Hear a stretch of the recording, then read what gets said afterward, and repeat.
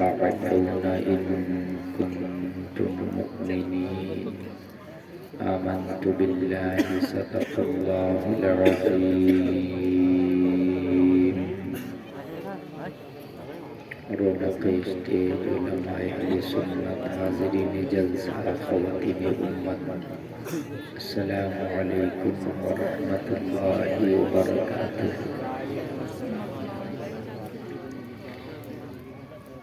محترم حضرات،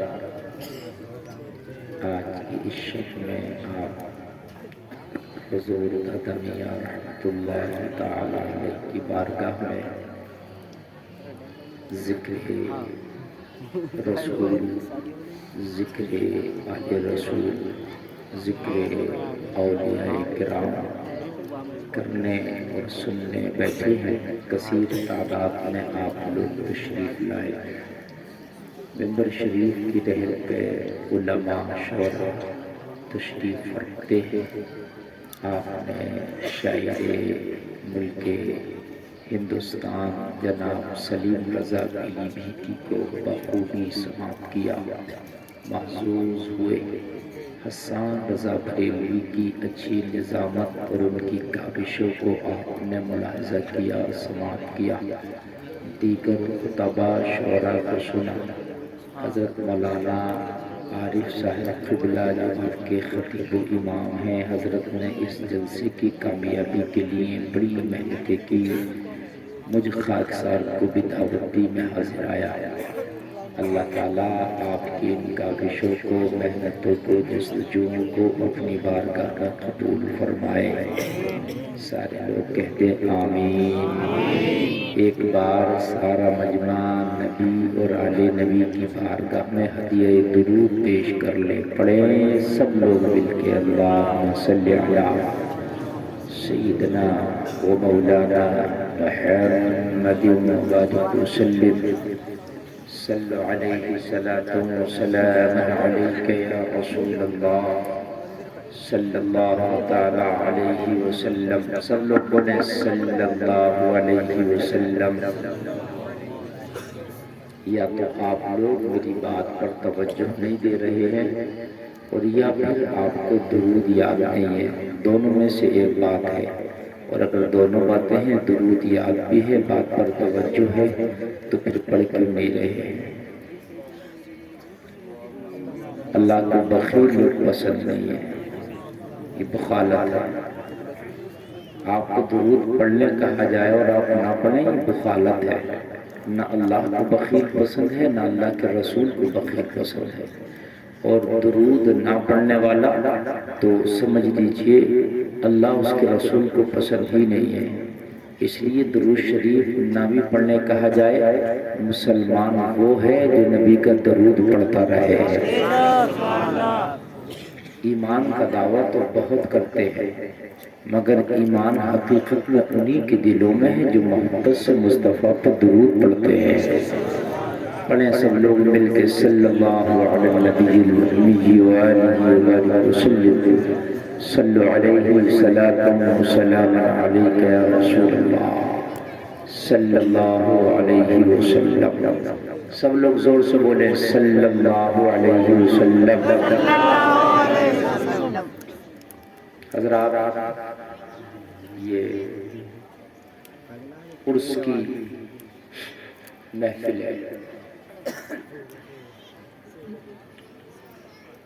ایک اللہ والے کے آستانے پہ آپ ہم جمع ہوئے، جمع ہو کر کچھ دینی باتیں کرنا چاہتے ہیں. آپ سننا چاہتے ہیں، ہم سنانا چاہتے ہیں، اور اس پر اللہ والے کو گواہ بنانا چاہتے ہیں. میدان محشر ہو،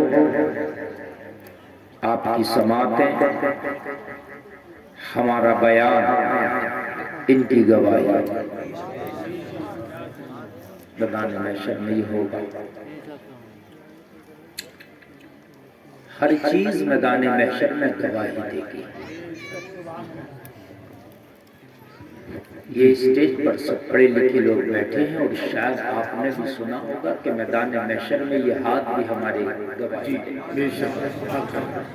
یہ پیر بھی ہمارے گواہی دیں گے، یہ زبان بھی ہماری گواہی دیں گے، اور میدان محشر میں جہاں جہاں آپ نے جو جو کام کیا ہوگا وہاں وہاں وہ جگہ گواہی دے گی۔ آپ نے آج یہاں بیٹھ کر جلسہ سنا، ایک اللہ والے کا آستانہ ہے، میرا ایمان ہے کہ قیامت میں یہ بھی ہماری گواہی دیں گے۔ دیں گے کہ نہیں دیں گے؟ انشاءاللہ انشاءاللہ دیں گے۔ اللہ کرے کہ یہ گواہی دیں، کیونکہ ان کی گواہی زیادہ معقول ہے۔ اگر گواہی جھوٹا دے تو اس کی گواہی کا اعتبار نہیں ہوتا، اور گواہی اگر سچا دے دے تو اس کی گواہی کا اعتبار کر لیا جاتا ہے۔ بات سمجھ رہے ہیں آپ؟ اور جو اللہ اس کے رسول سے محبت کرتا ہے اس کی گواہی کی پاور زیادہ ہوتی ہے۔ میرے نبی نے ایک شخص سے، یہودی سے گھوڑا خریدا، اور میرے نبی نے جب خریدا تو اس نے سودا کر لیا، بعد میں مکر گیا۔ مکرنا سمجھتے ہو؟ پلٹ گیا۔ آقا نے کہا میں نے خریدا، کہنے لگا کوئی گواہ؟ کوئی گواہ؟ ایک صحابی رسول سودے میں موجود نہیں تھے، آگے بڑھے، کہنے لگے میں گواہ۔ وہ موجود نہیں تھے، مگر او بھائی کیا کر رہا ہو؟ کیا کر رہا ہو؟ دیکھو صحیح چل رہا ہے، آپ سمجھے کسی مت بولو، بولو گے تو گڑبڑا جائے گا۔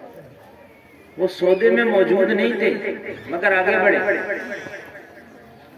اور آگے بڑھ کے بولے میں گواہ ہوں۔ جب گواہی دی، وہ کہہ رہا تھا کوئی گواہ نہیں، مگر انہوں نے گواہی دے دی، گواہی دے دی، معاملہ نپٹ گیا۔ آقا نے بعد میں پوچھا او میرے صحابی تو تھا نہیں، پھر کیوں کہنے لگا میں گواہ ہوں؟ عرض کرنے لگا یا رسول اللہ، جس بات کو آپ کہہ دے وہ جھوٹ ہو ہی نہیں سکتی۔ کیا بات ہے، سبحان اللہ۔ آپ نے کہا میں نے کیا ہے تو آقا میرا ایمان کہتا ہے کہ آپ نے کیا ہے، جھوٹا آپ نہیں، جھوٹا وہ ہے۔ یا رسول اللہ میں نے آپ کی زبان پر گواہی دے دی ہے، اور یا رسول اللہ آپ نے کہا خدا ہے میں نے دیکھا نہیں، آپ نے کہا جنت ہے میں نے دیکھا نہیں، آپ نے کہا جہنم ہے میں نے دیکھا نہیں، آپ نے کہا پل صراط ہے میں نے دیکھا نہیں، آپ نے کہا قیامت آئے گی میں نے دیکھا نہیں، آپ نے فرمایا یا رسول اللہ میزان ہے میں نے دیکھا نہیں، یا رسول اللہ آپ نے کہا یوم حساب ہے میں نے دیکھا نہیں، آپ نے کہا مرنے کے بعد اٹھنا ہے میں نے دیکھا نہیں۔ جب دن دیکھے وہ سب مان لیا تو یہ بھیڑے کا سودا کیسے نہ مانو؟ نعرہ تکبیر، نعرہ رسالت، فرمانی مصطفیٰ، شانی مصطفیٰ، عرص دادا میاں حضور، مسلک اعلیٰ حضرت، عشق محبت، عشق محبت۔ یا رسول اللہ جب آپ کے کہنے سے میں نے سارا کچھ مانا ہے تو یہ تو چھوٹے گھوڑے کی بات ہے، اس لیے آقا میں نے گواہی دے دی۔ رسول کریم فرماتے ہیں آج سے تیری ایک کی گواہی دو کے برابر ہوگی۔ دو گواہی جہاں دیتے ہیں ان دو کے برابر تیری اکیلی کی گواہی ہوگی۔ کیوں؟ دو کے برابر کیوں؟ آقا کہہ دیتے تیری گواہی آج کے بعد سچی ہوگی، مگر فرمایا دو کے برابر ہوگی، اس لیے کہ جو اللہ اس کے رسول پر سچا ایمان رکھتا ہے وہی سچا ہوتا ہے۔ آقا نے جو کہہ دیا وہ حق ہے، مصطفیٰ جو کہہ دیا وہ حق ہے، اللہ نے جو فرما دیا وہ حق ہے، اگر اس پر ہمارا ایمان ہے اور یقین رکھتے ہیں وہی سچا ہے۔ تو نبی نے فرمایا تیرا اتنا بڑا ایمان ہے کہ سودے میں موجود نہیں پھر بھی گواہی دیتا ہے، یہ تیرے ایمان کا انعام ہے کہ آج کے بعد دو لوگوں کے برابر تیرے اکیلے کی گواہی ہوگی۔ سبحان اللہ۔ تو میدان محشر ہوگا، اور تمہارے اعمال کی گواہی، تمہارے اعضاء، وہ زمین کا ٹکڑا، وہ گرد و نواح، وہ آس پاس، وہ آس پڑوس، سب تیرے اعمال کی گواہی دے رہے ہوں گے۔ دیں گے کہ نہیں دیں گے؟ مانتے ہیں اس بات کو؟ تو آج کا یہ جلسہ سننے تو یہ دادا میاں گواہی دیں گے کہ نہیں دیں گے بتائیے؟ انشاءاللہ دیں گے۔ اور یہ اگر گواہی دے دیں تو انشاءاللہ ان کی گواہی زیادہ مانی جائے گی، کیونکہ وہ رسول کے عاشق تھا تو اکیلے کی گواہی رسول نے 2 کے برابر مانی۔ اکیلے کی کیا کہا؟ 2 کے برابر رہے گی، کیونکہ میرا عاشق ہے۔ تو یہ دادا میاں بھی اللہ اس کے رسول کے عاشق ہوں گے، بولو ہوں گے کہ نہیں؟ تبھی تو یہ مرتبہ مقام ملا۔ کل میدان محشر میں تمہارے جلسہ سننے کی گواہی دیں گے انشاءاللہ۔ ان کی گواہی میری تیری گواہی سے زیادہ بڑھ کے مانی جائے۔ جی بے شک حق ہے جی۔ یہ گواہی دے دیں تو کام بننے کے چانسز بڑھ جاتے ہیں کہ کم ہو جاتے ہیں؟ بڑے انشاءاللہ۔ ہم گناہگار ضرور ہیں، خطاکار ضرور ہیں، لیکن کوئی نیک ہمارے حق میں اگر گواہی دے دے تو چانسز بڑھ جاتے ہیں۔ بات ہے کہ نہیں ہے بھائی؟ حضرت یوسف علیہ السلام کے اوپر جب زلیخا نے تہمت لگائی، کہا خیانت کی کوشش کی ہے یوسف نے، تو حضرت یوسف سے کو بلایا اور کہا کہ تم نے زلیخا کے اوپر غلط نظر ڈالی۔ آپ نے فرمایا نہیں، اس کے برعکس، اس کے الٹا ہے، میں نے غلط نظر نہیں ڈالی، زلیخا نے میرے اوپر غلط نظر ڈالی۔ بات سمجھ رہے ہیں؟ حضرت یوسف کو زلیخا نے 7 تالوں میں بند کر دیا۔ کتنوں میں؟ میں جو تقریر کر رہا ہوں بہت آپ کو چپک کر سنانا چاہتا ہوں۔ کتنے تالوں میں؟ وہ 7 تالے اس طرح سے تھے، ایک کمرے کے اندر کمرہ، کمرے کے اندر کمرہ، کمرے کے اندر کمرہ، ایسے 7 کمروں کے اندر ایک کمرہ، 7 دروازے، اور 7 دروازوں میں چابیاں تالے لگ گئے۔ زلیخا نے حضرت یوسف کو بند کر لیا 7 تالوں میں۔ جلسے میں آنے والوں ذرا دل کے کانوں سے میرے گفتگو اور جملوں کو سننا۔ بند کر کے زلیخا نے حبش کا شکار بنانا چاہا، نفس پرستی کرنا چاہا خیانت کرنا۔ حضرت یوسف نبی ہے اور نبی کبھی گناہگار نہیں ہوتا۔ حضرت یوسف نبی اور نبی کبھی گناہگار نہیں ہوتا۔ اللہ نے 2 مخلوقوں کو بے گناہ پیدا کیا ہے جو معصوم ہے، ایک فرشتہ، دوسرا نبی۔ اب جو ہے ایک فرشتہ گناہ نہیں کرتا اور دوسرا کون گناہ نہیں کرتا؟ نبی۔ یہ بات آج یاد رکھنا محترم ہو گیا۔ تم سے اگر کبھی کوئی سوال کرے کہ کون کون سی مخلوق ہے جو گناہ نہیں کرتی تو آپ بتاؤ گے؟ بولو جواب دو گے؟ کون کون ہے 2 مخلوق؟ وہ فرشتہ اور نبی، باقی سب سے گناہ ہو سکتا ہے، ولی سے بھی گناہ۔ او جیکٹ والو، اے بھئیے، اے بھئیے، کچھ بھی ہے کمیٹی والے کرتے ہیں، کمیٹی والے تو وہ جلسہ سجانا ان کا کام ہے۔ پھر جلسہ ان کو نہ سننے ملے تو یہ انصافی نہیں ہے۔ تھوڑی دیر میں چلے جائیے، 5-10 منٹ کے بعد چلے جائیے، ٹھیک ہے، 10 منٹ کے بعد چلے جائیے۔ کمیٹی والے بڑی محنت کرتے ہیں، بھاگ دوڑ کرتے ہیں، محنت کرتے ہیں، چندہ کرتے ہیں، پھر اس کے بعد بیچارے جب جلسہ چلتا نا تو بھاگا دوڑی میں رہ جاتا، سن نہیں پاتے۔ ایک لڑکے کا ایکسیڈنٹ ہوا کل،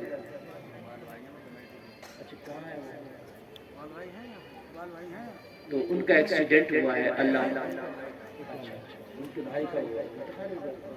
اللہ ان کو غریق رحمت فرمائے اور ان کو جنت میں اعلیٰ مقام عطا فرمائے اور ان کے گھر والوں کو صبر جمیل عطا فرمائے اور آپ کو اور ہمیں سب کو اس طرح کے حادثات سے محفوظ فرمائے۔ میری تقریر سنو، اور میری جو تقریر ہوتی ہے نا وہ اس طرح کی ہوتی ہے کہ جو مرض ہے میں اسی کی دوا کی کوشش کرتا ہوں۔ اور بڑی بات ہے، دنیا میں ایسے ڈاکٹر کم ہیں جو نبض دیکھ کر کے مرض کا پتہ لگا کے اس کی دوا دے دیں، یہ بات ہے۔ ورنہ سب لوگ رپورٹ پر ڈیپینڈ کرتے ہیں، کیا رپورٹ آگی اسی کے حساب سے ہم بولیں گے۔ یہاں مسئلہ ایسا نہیں ہے۔ سنیں میں کیا بیان کر رہا تھا، دو مخلوق ایسی ہیں جو گناہ نہیں کرتے، باقی سب سے گناہ ہو سکتا ہے۔ گناہ انہوں نے نہیں دیا، وہ اللہ نے ان کو محفوظ رکھا، لیکن ہو سکتا ہے۔ سمجھ گئے بات؟ ہو سکتا۔ اسی لیے بچے کو بھی معصوم نہیں کہا جا سکتا، اس لیے کہ بڑا ہو کر اس سے بھی گناہ ہو سکتا ہے۔ ٹھیک ہے نا؟ بہت سے لوگ تو کہتے ہیں بچے کا پیشاب بھی پاک ہے۔ یہ عورتوں میں، ہماری ماں بہنوں میں کچھ جگہ یہ باتیں مشہور ہیں کہ چھوٹا بچہ جو دودھ پیتا بچہ ہے، اگر اس نے کپڑے پہ پیشاب کر دیا کوئی بات نہیں، نماز ہو جائے گی۔ مسئلہ سن لیجئے، دودھ پیتے بچے کا پیشاب بھی ناپاک ہے۔ جیسے بڑے کا ناپاک ویسے ہی دودھ پیتے کا ناپاک، اس کا بھی دھلنا پاک کرنا ضروری ہے۔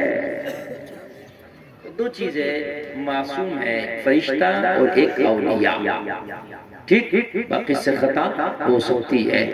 میں عرض کر رہا ہوں کہ اگر یہ اللہ والے گواہی دیں، زیادہ مانی جائے گی، اس لیے کہ اللہ کے زیادہ قریب ہے۔ وہ صحابی رسول کے زیادہ قریب ہے، اگر گواہی دے تو دو کے برابر۔ کیوں؟ اس لیے کہ نبی کے قریب ہے، نبی کے قریب ہے۔ اگر نبی کے قریب ہے تو گواہی دو کے برابر۔ یہ دادا میاں اللہ اس کے رسول کے قریب ہے، دو کے برابر نہیں، ایک کے برابر تو گواہی مانی جائے گی، لیکن مانی جائے گی اس لیے کہ قریب ہے۔ سمجھ رہے آپ؟ تو حضرت یوسف کو 7 تالوں میں زلیخا نے بند کر لیا، اور بند کرنے کے بعد میں زلیخا نے چاہے کہ میں خیانت کروں، نفس کی پرستش کروں، جو دل چاہتا ہے وہ کروں۔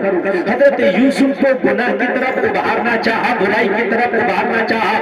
لوگوں ذرا غور کرنا، حضرت یوسف نبی ہیں، 7 تالوں میں بند ہے، اس کو کہتے ہیں ایمان۔ لوگوں ذرا غور کرنا، زلیخا ہے، حضرت یوسف ہے، تیسرا کوئی نہیں، اس کو کہتے ہیں ایمان کی مضبوطی۔ ہم بھی اپنے آپ کو مسلمان کہتے ہیں، اور یہ آخری امت، اللہ نے اس کو سب سے بہتر امت کہا ہے، اس کو سب سے بڑھ کر امت کہا ہے، اس کو سب سے افضل امت کہا ہے۔ اللہ کو تم سے کتنا پیار ہے کہ سب سے بہتر تمہیں کہہ دیا۔ 360 رسول دنیا میں آئے، 360 امتیں ہوئی، مگر ان سب میں اللہ نے تمہیں چنا ہے، ان سب میں اللہ نے تمہیں پسند کیا ہے۔ اللہ کو تم پر ناز ہے۔ لوگوں ذرا غور کرو، اسی لیے قرآن میں کہا کنتم خیر امہ، تم سب سے بہتر امت ہو۔ یار کتنا بڑا رب کا انعام ہے کہ سب سے بڑھ کے تمہیں فرمائے۔ مگر حضرت یوسف کی میں بات کر رہا ہوں، زلیخا نے 7 تالوں میں بند کر لیا، کوئی دیکھنے والا نہیں ہے، کوئی پتہ کرنے والا نہیں ہے، کوئی باہر خبر پہنچانے والا نہیں ہے، کوئی سرگوشی کرنے والا نہیں ہے، کوئی بدنام کرنے والا نہیں ہے۔ لوگوں ذرا غور کرو، ایسے نبی حضرت یوسف کا ایمان دیکھو۔ زلیخا نے آگے بڑھ کے کہا، اے یوسف، اب میں جو چاہتی ہوں وہ کر گزر، یوسف تجھے انعام سے مالا مال کر دوں گی، یوسف میرا نفس کی خواہش کو پورا کر دے، میں تجھے سکوں میں تول دوں گی، سونا چاندی کا مکٹ تجھے پہنا دوں گی، تخت و تاج تیرے حوالے کر دیا جائے گا۔ حضرت یوسف نے فرمایا، او زلیخا یہ نہیں ہو سکتا، اس لیے کہ میرا رب دیکھ رہا ہے، میں اپنے رب کی نظروں کو کیسے بچ سکتا ہوں، میرا رب دیکھنے والا ہے۔ اللہ اللہ ذرا غور کرنا، حضرت زلیخا سے حضرت یوسف کا اتنا کہنا تھا، رب دیکھ رہا ہے۔ زلیخا نے کہا، اے یوسف خدا دیکھ رہا ہے؟ ہاں ہاں خدا دیکھ رہا ہے۔ زلیخا سوچی کہ جس کو میں خدا مانتی ہوں یوسف اس خدا کی بات کر رہا ہے۔ زلیخا خود کی پوجا کرتی تھی، اس کی بت تو آپ جانتے ہیں مورتی۔ اس کمرے کے اندر جہاں زلیخا اور یوسف تھے ایک بت رکھا ہوا تھا۔ کیا رکھا ہوا تھا؟ اور زلیخا اس کو خدا مانتی تھی۔ حضرت یوسف نے فرمایا میں خدا دیکھ رہا ہے۔ زلیخا آگے بڑھی، اس بت پر چادر ڈال دی، کہنے لگی اب میں نے خدا کو چھپا دیا۔ آگے سے لے کے پیچھے ذرا غور کرنا،